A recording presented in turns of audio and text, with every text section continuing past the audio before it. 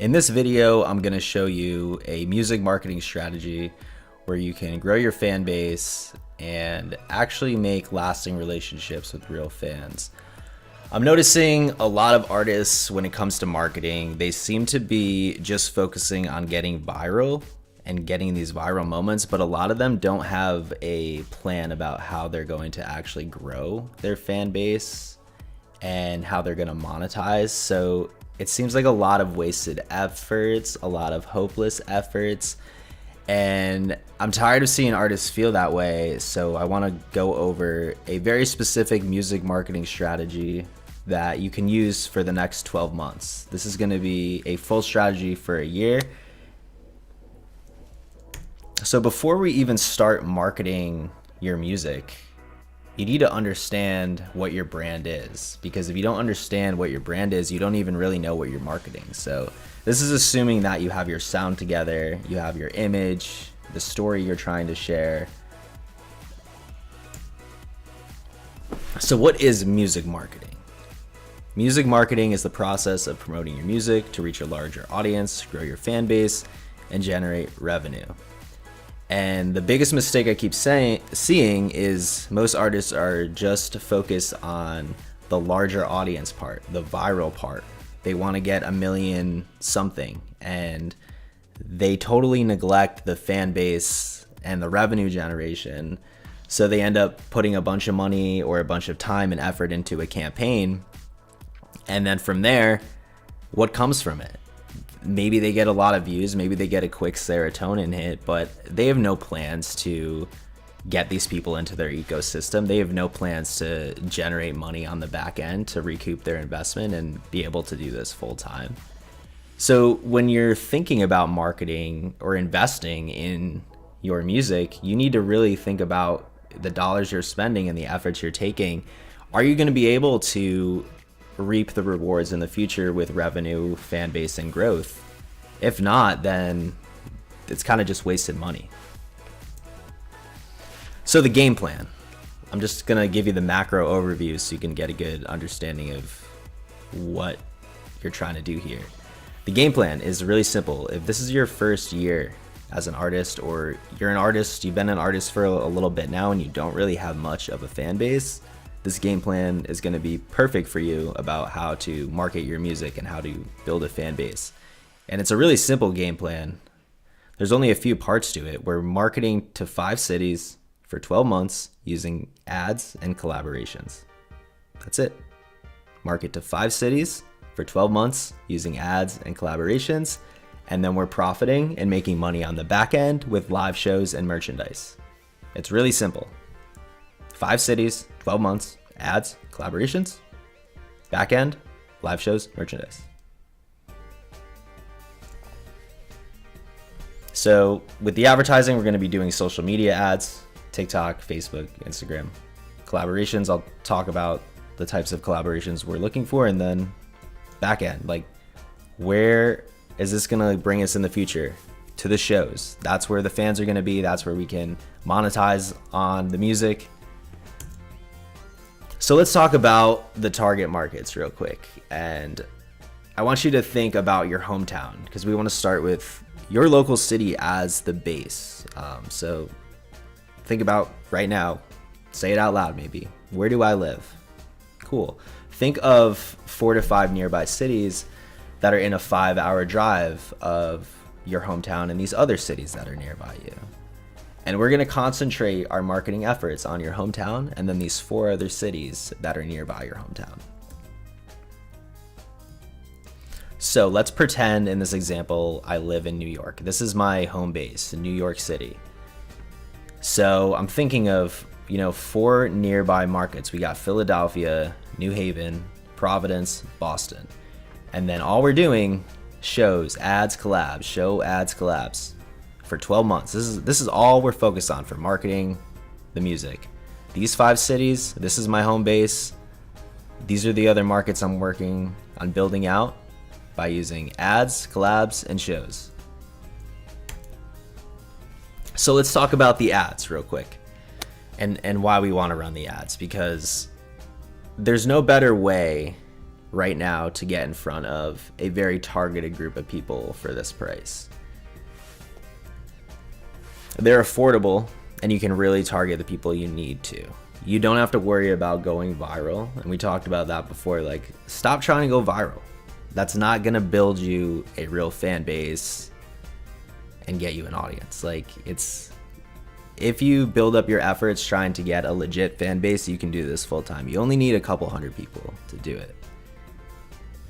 And you want to run ads too, because it makes show booking easier, because you can hit up the venues and promoters and say, hey, look, we are actively marketing in your city.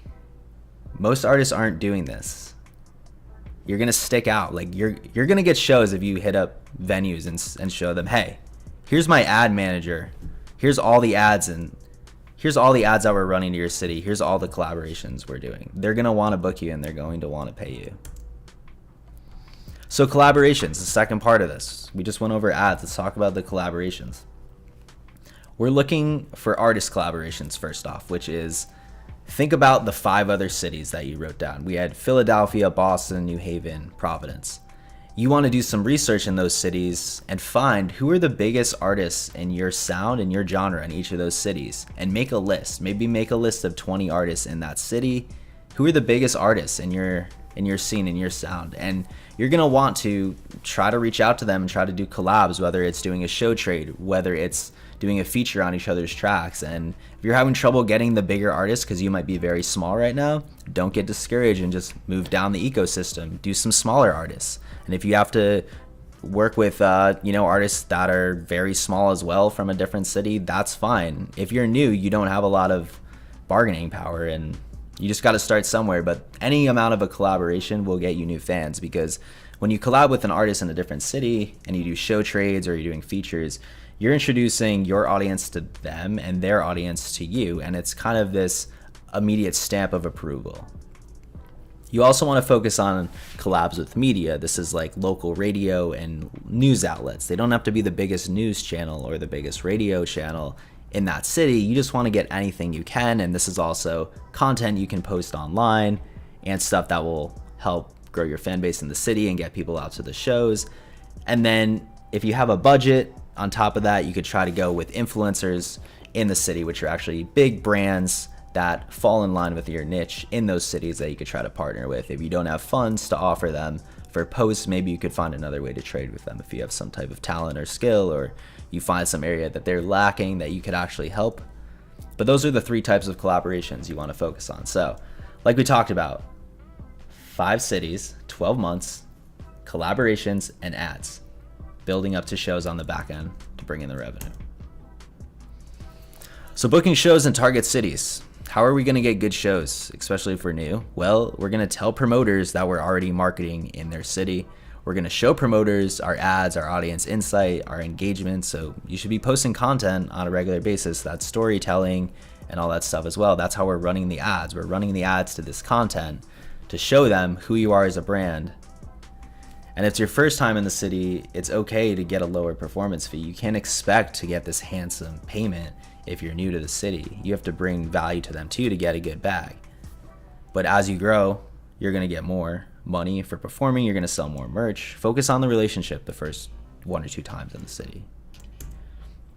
So how do you find spots for shows? Now that you've been running ads and collaborating and you're ready to start building up these markets with shows, you need to start reaching out to venues. And I see too many independent artists not doing this, and it kind of blows my mind because it's low-hanging fruit at this point. It looks like there's so many venues out there, all types of spots, that are booking live music, booking live artists. They have budgets to pay people. They might have a nice brewery or a nice restaurant that's making them a lot of money. They have extra revenue for it. They might have a good audience at the venue. Like, there's so many different spots and situations where if you're an independent artist, you just need to pick up the phone, open up your email tab, and reach out, because people will book you.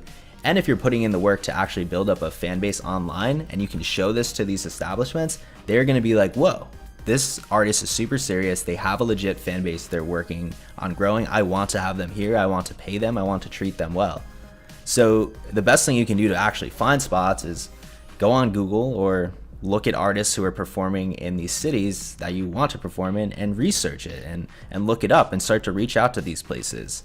We also have a feature on our website at topleftbooking.com, and that's where I have these pictures from that have venues and spots all over the United States booking music. I just search New York City here, Philadelphia, Boston, and we can easily find all the venues and promoters in this area, connect with them, and quickly reach out to them to book the shows.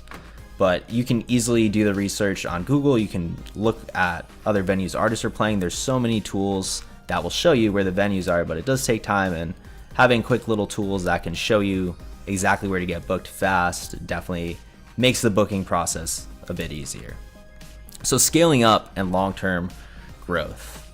Let's think about how this really starts to build, because you get the real magic, especially on year 2 and 3. So our first year, we're new, we're establishing our presence in 5 cities. We're kind of just getting the ball rolling and building that initial foundation. But by the end of year 1, we might actually be able to make some good money on the last 3 or 4 shows that we play in these cities.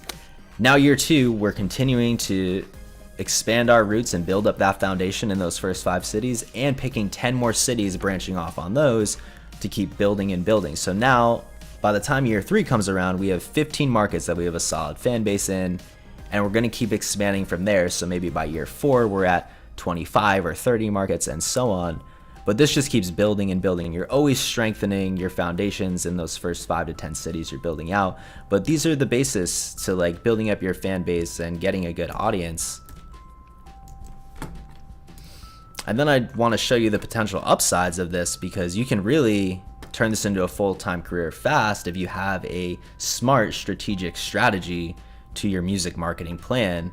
So we said in year 3, hey, let's say we have 15 good cities that we've built up, and we're playing there 3 times a year, because we don't want to overdo it, otherwise the draws are going to get messed up. So we're playing 45 shows a year in these 15 cities. 45 shows 3 times a year, 15 cities. Let's say between the guarantee now and selling merch, we're able to make $1,000 a show. So that's 45 grand in 45 shows.